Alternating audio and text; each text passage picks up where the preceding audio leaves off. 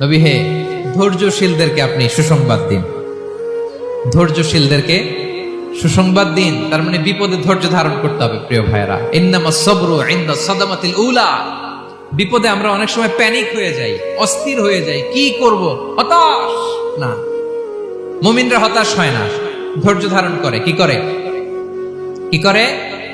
ধৈর্য ধারণ করার শক্তি দাও গো মেহেরবান আমায়, দাও গো মেহেরবান। পড়েন, ধৈর্য ধারণ করার শক্তি দাও গো মেহেরবান আমায়, দাও গো মেহেরবান। সবাই বলুন একসাথে, ধৈর্য ধারণ করার শক্তি দাও গো মেহেরবান আমায়, দাও গো মেহেরবান।